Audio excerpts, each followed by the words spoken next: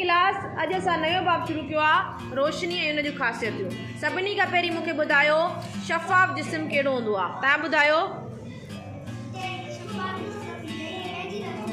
पंहिंजी रोशनी हुजे। गैर शफ़ाफ़ जिस्म कहिड़ो हूंदो आहे? नीम शफ़ाफ़ जिस्म कहिड़ो हूंदो आहे? जंहिंमां अधु रोशनी पास थी सघे। ठीकु आहे, हाणे मूंखे साजिदा ॿुधाए कि रोशनी मोट कीअं खाईंदी आहे? उनखे छा चइबो? रोशनी जे का शुआ कंहिं शइ ते किरी मोट खाए त उनखे छा चइबो? रोशनी जे मोट जो अमल। हाणे हिकिड़ो एक्सपेरिमेंट आहे तव्हांजे बुक में त रोशनी जे अॻियां आईनो रखी तव्हां रोशनी जे मोट जो अमल ॾेखारियो। त अॼु मां तव्हांखे आईनो रखी रोशनी जे मोट जो अमल ॾेखारियां थी।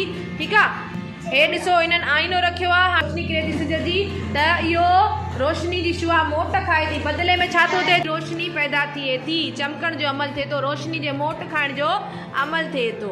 हाणे ॾिसो जीअं जीअं ही आईनो फेराए थी तीअं तीअं इहो ऑब्जेक्ट जो शेडो ठहियो आहे, जेकी बि रोशनी जी शुआ आहे उहा बि हेठि मथे थिए थी। छो त रोशनी इन आईने ते किरे थी, रोशनी इन आईने ते किरी मोट खाए थी। हाणे जॾहिं आईनो हिले थो त रोशनी जो जेको बि शेडो ठहे थो उहो बि हिले थो। नज़र अचे थो तव्हांखे?